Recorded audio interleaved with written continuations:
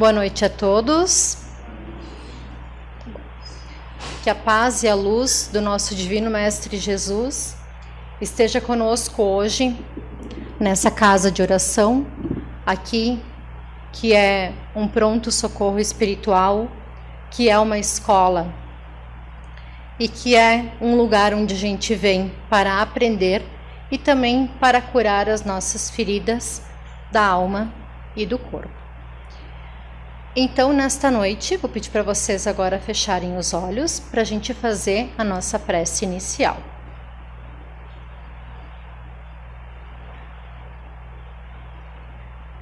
Senhor, Mestre Jesus, nos ensinaste tantas coisas a respeito do amor, a respeito de sermos melhores, a respeito de sermos bons de coração e termos as nossas mãos limpas. Ensina-nos hoje, Senhor, a efetivamente levar esse Teu amor nas nossas vidas, nas nossas casas, pela nossa vizinhança, no trabalho, com os amigos, com os parentes, mas principalmente, Senhor, com os nossos desafetos. Ensina-nos, Senhor, a verdadeira simplicidade, mas com a profundeza da expressão que é amar o nosso próximo.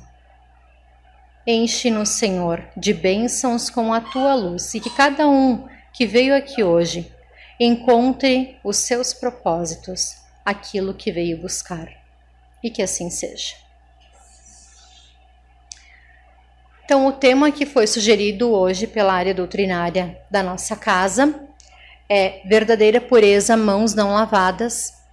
Ele foi extraído do Evangelho segundo o Espiritismo, capítulo 8, onde Kardec e os Espíritos, eles trazem duas passagens do Evangelho, de Mateus e de Lucas, onde fala sobre um costume que ainda hoje é entre os judeus praticado, que é lavar as mãos antes de comer o pão, antes de comer as refeições.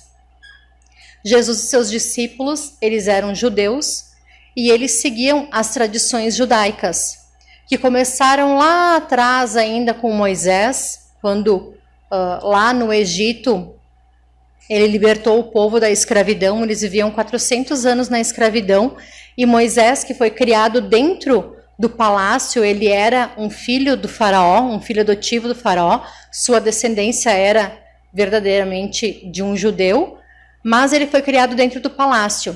E um dia ele foi embora, né? Ele viu o seu povo ser judiado, maltratado, e ele foi defender alguém do seu povo e ele acabou matando um soldado egípcio.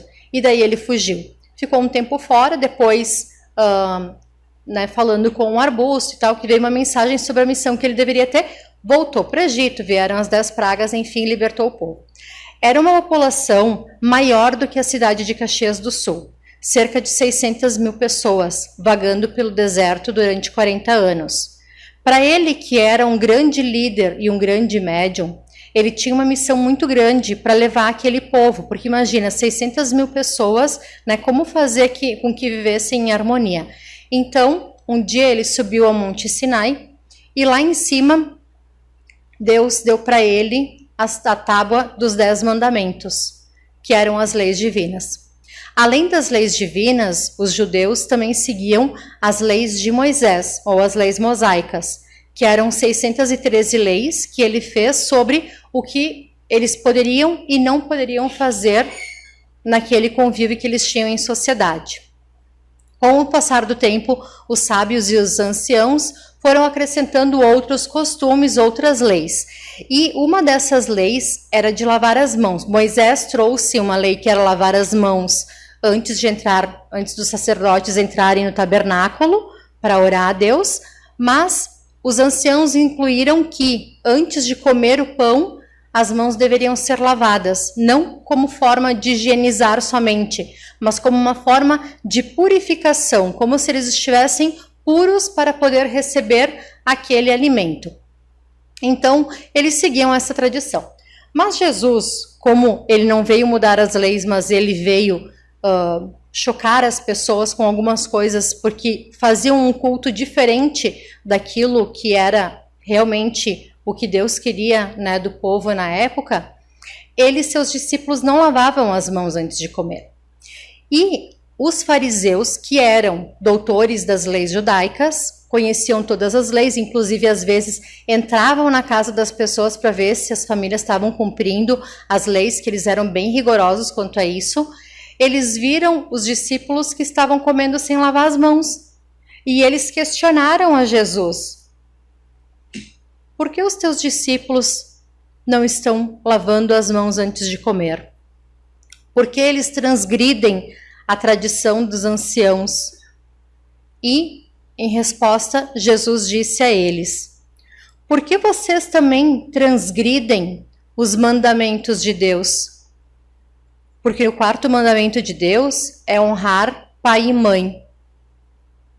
E todo aquele que injuriar o pai ou mãe deve ser punido com morte. Mas vocês, na tradição judaica, mudaram isso e disseram que se vocês derem o dinheiro que caberia ao seu pai e à sua mãe, derem o dinheiro como oferenda a Deus, então estaria tudo certo. Por que vocês mudam as leis de Deus e transgridem também as leis de Deus? Então, ele convocou a multidão e disse para eles assim: ouvi e atentei. Não é o que entra pela boca que torna o homem impuro, mas o que sai da boca, isso é o que torna o homem impuro. Ele aproximou dos discípulos, os discípulos disseram para ele: você sabe que os fariseus ficaram bem bravos, né, com aquilo que você falou. E daí ele disse: deixa, eles são cegos e eles estão guiando os cegos. E quando um cego guia o outro, os dois caem numa fossa. E daí Pedro pediu para ele: Jesus, explica-nos essa parábola. E Jesus deu um xingão nele e disse: Pedro, tá faltando para ti o conhecimento? Mas daí ele explicou, ele disse assim: o que entra pela boca vai para o ventre e é expelido pela latrina.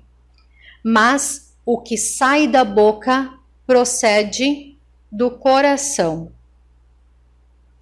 E isso torna impuro o homem, pois do coração saem desígnios maus, homicídios, adultérios, fornicações, roubos, falsos testemunhos e blasfêmias.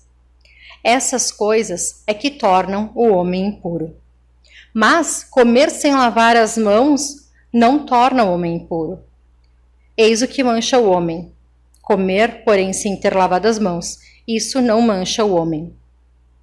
Então ele disse isso querendo dizer que não adianta nós lavarmos o nosso exterior se dentro de nós temos impurezas. Aquilo que sai da nossa boca, aquilo que sai das nossas ações, que são impuros. E quando Jesus fala da verdadeira limpeza das mãos, de lavar as mãos, na verdade, são as ações que a gente faz, porque senão, lavar as mãos, aquelas pessoas que não têm as mãos, não teria sentido, né? Essa frase. Então, é referente às ações que a gente pratica, as palavras que a gente passa adiante. Emmanuel, no livro Fonte Viva, ele fala sobre as mãos de Jesus. Ele fala sobre que as mãos de Jesus, elas foram machucadas, elas foram transpassadas por cravos, elas foram feridas e foram ensanguentadas. Apesar de Jesus ter as mãos que faziam o bem, as mãos que curavam cegos, os aleijados, que acariciavam os desgraçados, que abençoavam as criancinhas, as mãos que faziam o bem. E Emmanuel fala assim: vamos pensar na grande renúncia do Mestre. As mãos dele só fizeram o bem. E Emmanuel segue falando que existem mãos que fazem o bem, que edificam, que afagam, que semeiam, que constroem, ajudam e ensinam. Mas também existem as mãos que fazem o mal, que praticam a maldade, são intolerantes, porque nós exteriorizamos das nossas mãos aquilo que está cheio o nosso coração. E ele termina dizendo assim: reflete, pois, o que fazes a cada dia. Não ouvides, não esqueça, que, além da morte, nossas mãos exibem os sinais da nossa passagem aqui na terra. As do Cristo, o eterno benfeitor, revelam as chagas, obtidas na divina lavoura do amor. As tuas, amanhã, igualmente falarão de ti no mundo espiritual, onde, interrompida a experiência terrestre, cada criatura arrecada as bênçãos e as lições da vida de acordo com as próprias obras. Se as nossas mãos refletem aquilo que está cheio no nosso coração, como hoje estão as minhas mãos? O que hoje eu tenho feito? O que de repente eu posso ter feito? De que maneira eu posso ter ferido as outras pessoas, tanto nessa jornada quanto nas jornadas das vidas anteriores? Como eu posso ter usado as minhas mãos também para fazer o mal? Toda vez que eu faço alguma coisa errada, eu estou sujando as minhas mãos, eu estou deixando turvo o meu coração. No Salmo 24, no capítulo 3, o rei Davi, os salmos eram cânticos, e a maior parte deles foi escrita por rei Davi, e Salomão também escreveu, o filho de Davi, que era Salomão, também escreveu, e outras pessoas escreveram cânticos. E no Salmo 24, no capítulo 13, 4, no versículo 3, ele faz uma pergunta: quem subirá ao monte do Senhor, ou quem entrará no seu lugar santo, no seu santuário? E ele responde: aquele que é limpo de mãos e puro de coração, que não entrega a sua alma à vaidade e nem jura enganosamente. Jesus, nas bem-aventuranças dele, também fala sobre essa passagem, esse salmo de Davi, quando ele fala assim: bem-aventurados os puros de coração, porque verão a Deus. Assim como lá dizia: quem poderá entrar no teu santuário para te ver e te louvar? Jesus também diz que bem-aventurados os puros de coração, porque eles verão a Deus. Quando nós tentamos nos melhorar, quando a gente já começa a perceber algumas deficiências, a gente começa já a querer mudar alguma coisinha assim no nosso comportamento, a gente já deixa de falar alguma coisa errada ou mal de alguém, ou passar alguma fofoca adiante, ou fazer comentários maliciosos, ou de repente tratar mal alguma pessoa, algum atendente, algum trabalhador. Quando a gente deixa de ficar tão bravos e tão violentos, tão furiosos no trânsito, que é um lugar onde a gente coloca para fora, né, toda a nossa parte animal, né, daquela coisa primitiva, as pessoas colocam no trânsito, né? Algumas pessoas também nos jogos de futebol, né, colocam esse seu lado, exteriorizam bem esse seu lado. Quando a gente já começa a deixar de fazer isso, que a gente começa a ficar incomodado, pelo menos, com as nossas atitudes, a gente já está se melhorando. E a gente já começa a se tornar ferramenta nas mãos da espiritualidade. Porque se uma foice, ela pode ser nova, mas se ela não estiver bem afiada, ela não vai ceifar bem. Mas aquela foice enferrujadinha, velhinha, bem afiadinha, vai fazer um trabalho bom. Quando a gente é uma ferramenta afinizada com a espiritualidade, eles acabam nos utilizando também para fazer o bem para as pessoas, para a gente conseguir atingir o nosso melhoramento pessoal e a gente poder, de repente, um dia ter o coração puro e poder ver a Deus. Então, essa semana, eu ouvi uma palestra do Geraldo Campetti, onde ele contou que o pai de um amigo dele ensinava desde criança esse amigo a fazer 3 perguntas antes de dormir. A primeira pergunta que ele fazia era: eu fiz algo de útil ou algo de bom para alguém hoje? Essa é a primeira pergunta. A segunda pergunta: eu aprendi algo novo hoje? Eu tive algum conhecimento novo hoje? E a terceira pergunta: em qual momento do meu dia eu me tornei alegre, eu estive feliz? Então essas 3 perguntas são importantes porque diz respeito à ajuda ao próximo, ao conhecimento, que é a ajuda a nós mesmos, e à felicidade, para que a gente possa levar a nossa vida com mais leveza, com mais alegria. Quando a gente está feliz, a gente emana energias, a gente emana fluidos para as pessoas. Esses fluidos são sentidos pelas pessoas. Quando a gente está perto de uma pessoa que está feliz, uma pessoa de alto astral, a gente sente essa energia, a gente sente essa energia da pessoa. Assim como quando a pessoa está muito carregada, muito para baixo, né? A gente também sente esse tipo de energia. Então, a gente precisa reconhecer esses momentos felizes que a gente teve durante o dia e lembrar deles com alegria.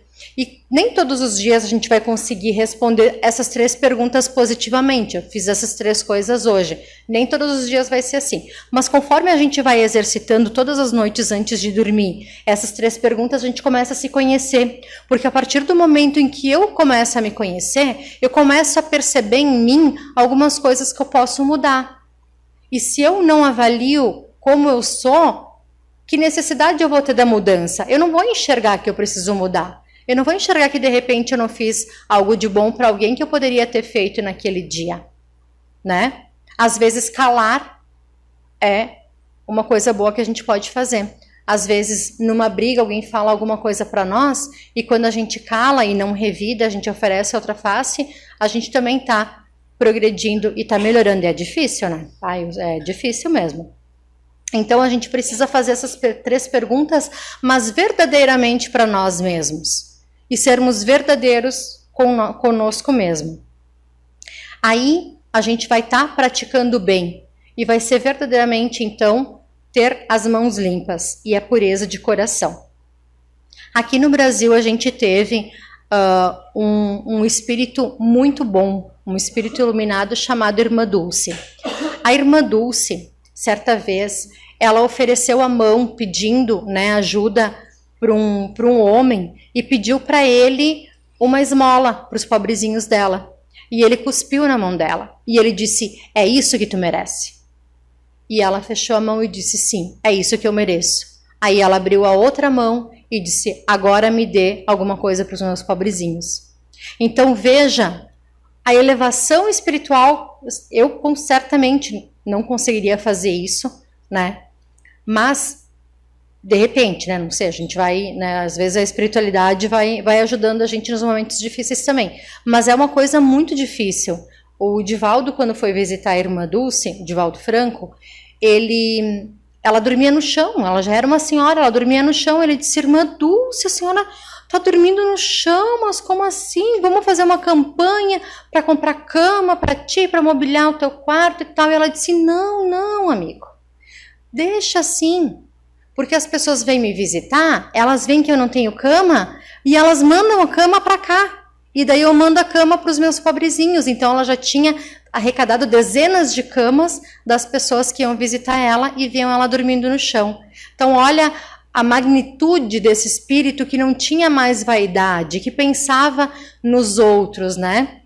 Um coração bom e puro mesmo. Quem tem as mãos limpas e o coração puro.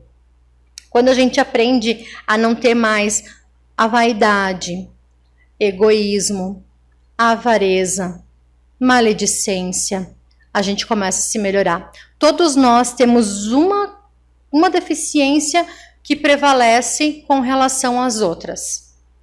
E os irmãos das trevas, ou aqueles que querem atrasar, né, os irmãos infelizes que querem atrasar às vezes a nossa caminhada, eles têm tempo para ficar nos observando. E eles enxergam em nós, eles começam a perceber em nós qual que é a deficiência daquela pessoa, porque é atingindo aquela pessoa ali que a pessoa vai se perder e vai sair do sério.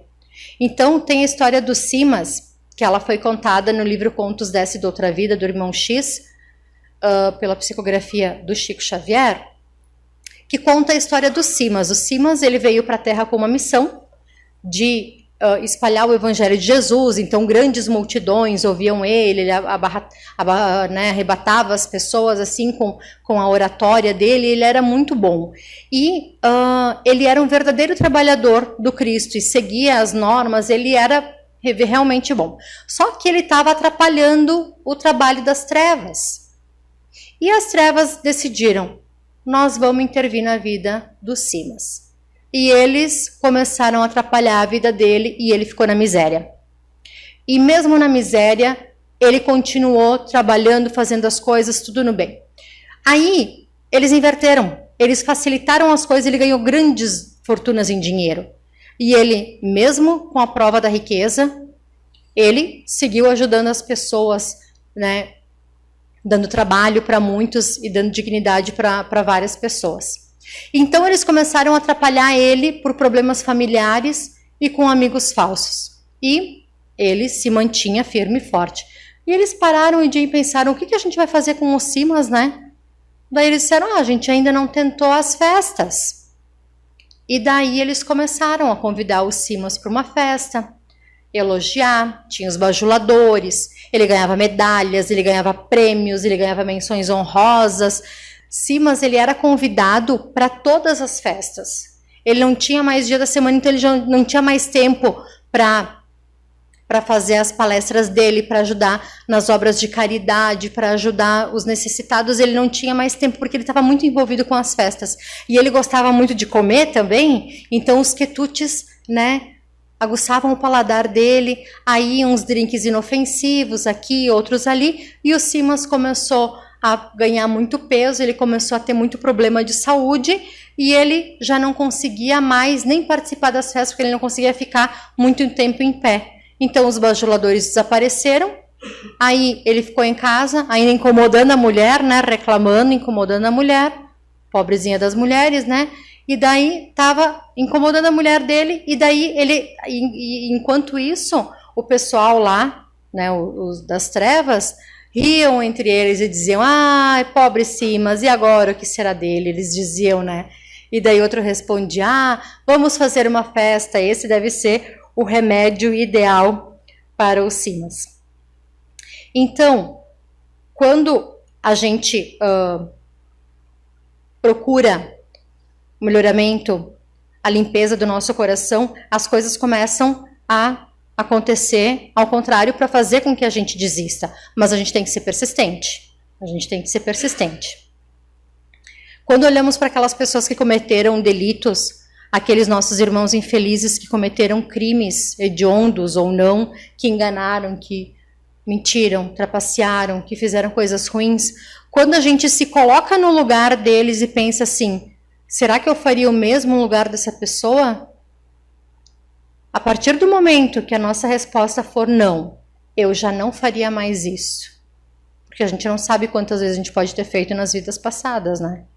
Eu já não faria mais isso que essa pessoa está fazendo. Então já é um sinal de que as coisas estão melhorando, já é um sinal de que a gente está melhor. Então a gente está mais para o bem do que para o mal. Claro, a gente ainda comete alguns desvios, né? É difícil responder todas as perguntas de forma positiva, né? Porque a gente ainda tem muitos desafios no caminho, mas a gente precisa ir vencendo eles aos poucos. Uma coisa em cada encarnação, né? Então, no capítulo 8 do Evangelho segundo o Espiritismo, os Espíritos falam que o objetivo de todas as religiões é conduzir o homem a Deus. E eles advertem que muitas vezes a gente está tão preocupado com aquilo que a gente precisa aparentar ser com o nosso exterior, que a gente esquece do que a gente tem por dentro, daquilo que a gente vai levar para a vida espiritual. Não basta que tenham aparência de pureza. Acima de tudo, é preciso ter a do coração. Em contraponto à história do Simas, que era um espírito que veio em missão e que acabou falhando e que acabou caindo, né, nas suas deficiências, nós temos a história de Prócoro, que era um general romano ao tempo de Jesus, que depois da crucificação passou a perseguir e a matar milhares de cristãos. Certo dia, o general começou a ter feridas no seu corpo E a família, com medo que fosse uma doença contagiosa, jogou o general à rua à sua própria sorte. E ele começou a mendigar. E ele não sabia mais para quem pedir ajuda, porque todo mundo era muito miserável. Quem tinha dinheiro tinha muito dinheiro, e quem não tinha dinheiro não tinha nada. Todos eram muito miseráveis, então as pessoas não se ajudavam, mesmo que também a evolução espiritual era outra, a gente já deu uma melhorada. E aí Prócoro começou a vagar pelas ruas, e ele lembrou que as pessoas que realmente ajudavam sem perguntar a quem eram os cristãos, aqueles a quem ele tinha perseguido durante muito tempo. Ele então decide ir até a Casa do Caminho, que era um local que os discípulos abriram depois da morte de Jesus, e eles recebiam todos os tipos de pessoas, né, viúvas, órfãos, pessoas doentes, pessoas famintas, todos os tipos de miseráveis e marginalizados da sociedade, eles recebiam lá, davam sempre uma palavra de consolo, um pão, uma sopa quentinha para eles, curavam, né, limpavam as feridas deles. E o Prócoro foi lá, então, na Casa do Caminho, que era na estrada de Jope. Aí, chegando lá, Pedro estava lá dentro fazendo seus afazeres, e um amigo de Pedro chegou e disse: Pedro, você não vai acreditar quem é que está aí na porta, pedindo ajuda. O Prócoro. Ele disse: o Prócoro pedindo ajuda? Ah, não, mas isso aí deve ser uma cilada. É alguma coisa que ele está armando para nós. Ele disse: não, Pedro, vem ver com os teus próprios olhos.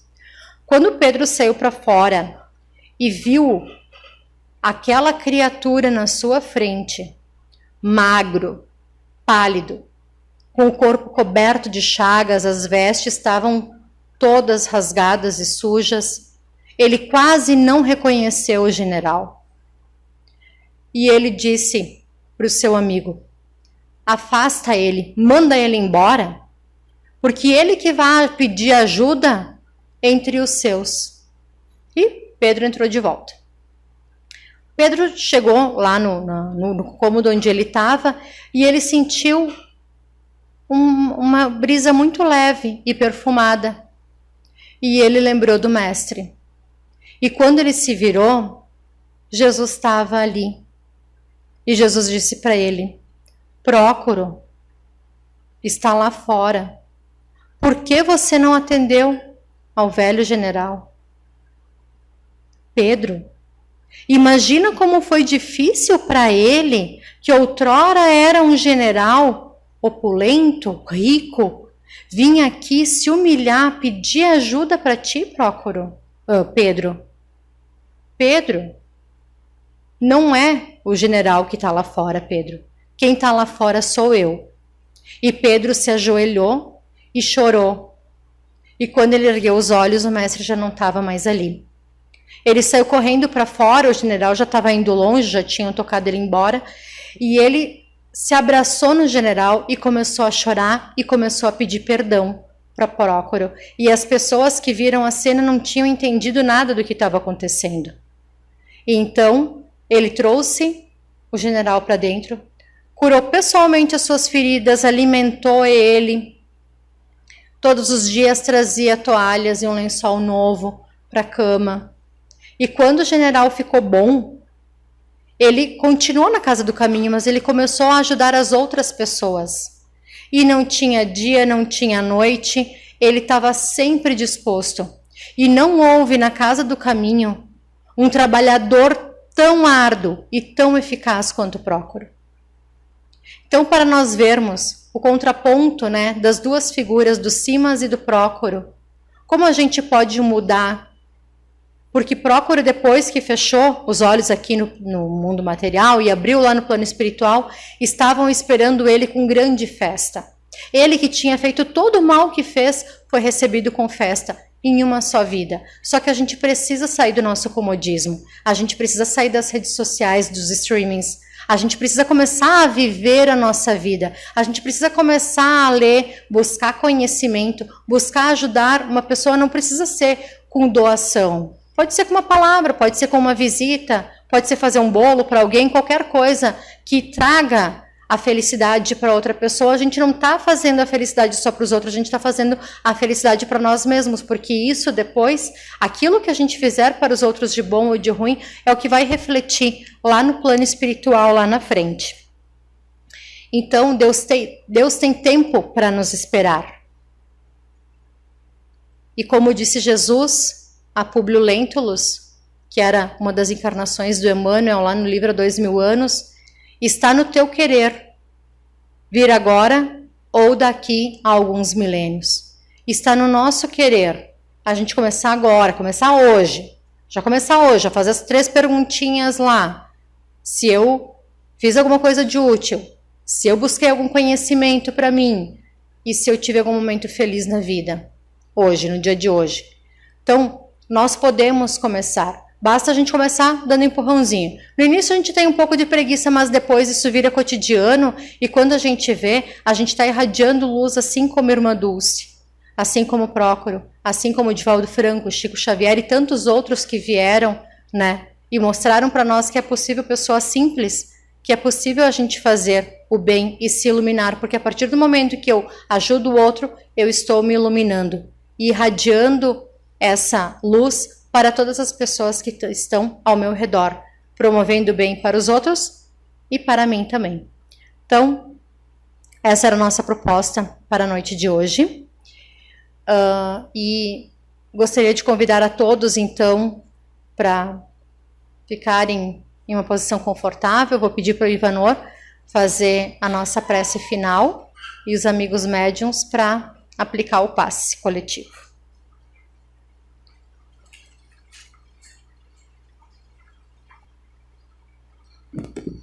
Então, com os olhos levemente fechados, mentalizemos nossos lares, nossos locais de trabalho, todos aqueles entes queridos, pessoas de nossas relações que conosco convivam nesses locais, rogando ao nosso Mestre Jesus, leve a cada um desses recantos a sua luz, mas que ela seja por nós, por nossas mãos, por nossas palavras, pois este é o trabalho. Jesus nos oferece a sua paz, mas cabe a cada um de nós levá-la pelos caminhos onde andamos. Nós, cada um de nós, somos os seus emissários. A atitude, a decisão de abraçar a causa, de arregaçar as mangas e fazer algo por nós e pelos outros, é somente nossa. Tudo o que precisamos, o Senhor já nos dá. Aqui estamos, com saúde, com condições físicas, mentais, espirituais, com as oportunidades a todo instante aparecendo diante de nós. O que mais nos falta, senão a força de vontade? Então, Senhor, se te pedimos algo, é para que tenhamos bom ânimo, no bem, no amor, hoje, já, nesse instante, nesta encarnação. Ilumina os nossos lares, os nossos caminhos, acompanha-nos com tua paz. Que assim seja.